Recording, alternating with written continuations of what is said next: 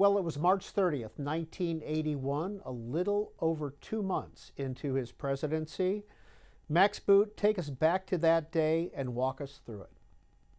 Well, that was the first big crisis of the Reagan administration when he was, uh, you know, speaking at the Washington Hilton to an AFL-CIO convention, and as he was walking out of the hotel, a very troubled young man named John Hinckley took out a handgun and started shooting, and immediately hit a number of people, including the president. Watch closely now. Mr. President! The Secret Service man knocks the president into the limousine.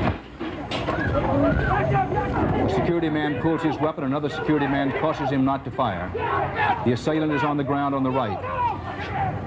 Police and security men swarm over him to hold him down. An officer with his weapon upraised in his right arm upraised, the weapon up high.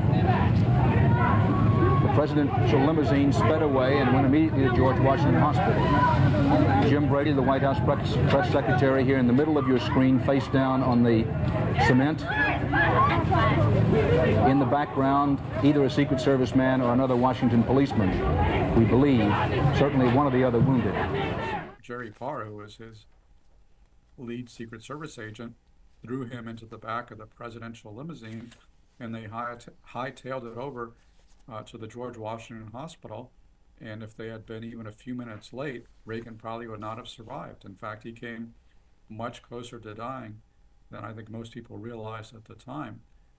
But I think what was most impressive about his ordeal, aside from the fact that he survived, was how he dealt with this extreme adversity.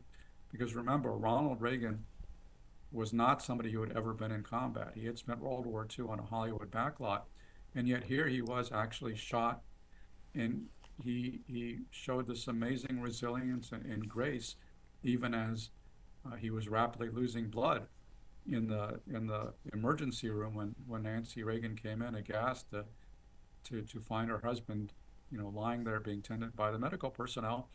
He joked with her, "Honey, I forgot to duck." And then a few minutes later, when he was about to go under the knife in the operating room, he told the doctors, "I hope you're all Republicans."